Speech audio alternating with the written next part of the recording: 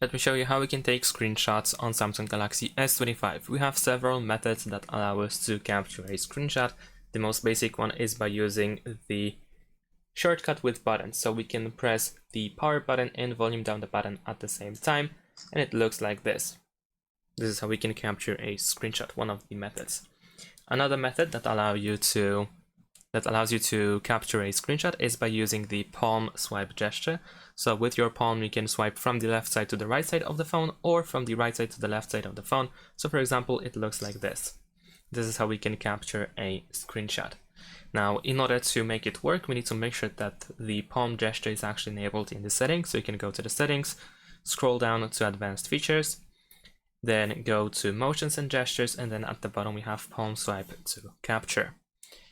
And also there is one more way to capture a screenshot, and that is by using quick settings. So you can go to the quick settings, unfold the list of shortcuts, and then you might have added the take screenshot option already, but if not, then you will need to press this pen icon in the top right corner, go to edit, and then over here in available buttons you should be able to find take screenshot. You can tap on that option in order to add it to the list, and then once it is added, you can press down twice in the top right corner, and then once you press this button, the quick settings panel will hide itself and you will capture a screenshot. Besides that, we can also capture a partial screenshot or selective screenshot, as well as a long scrolling screenshot. In order to capture the partial screenshot, we need to simply make a screenshot by using one of the three methods that I have shown you.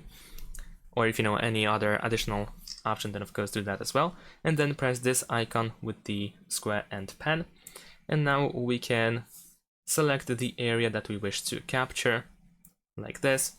We also have some additional tools that we can use, and we can save it by pressing this arrow on the right side. In order to capture a long screenshot, we need to open an app or a page, a website, where we can keep scrolling. And then once again capture a screenshot. Let's actually go back. There we go. And now we can press this arrow over here in the bottom left corner, these two arrows actually, in order to keep scrolling on the screen and capture more than by default. As you can see, the screenshot is longer and longer and longer. And then once you are done, you can tap, for instance, outside of this panel for the screenshot, and you can go to the gallery in order to find your screenshots and you can open them. And that is it. Thanks for watching. Leave a like and subscribe to my channel, and see you in my next videos. Bye.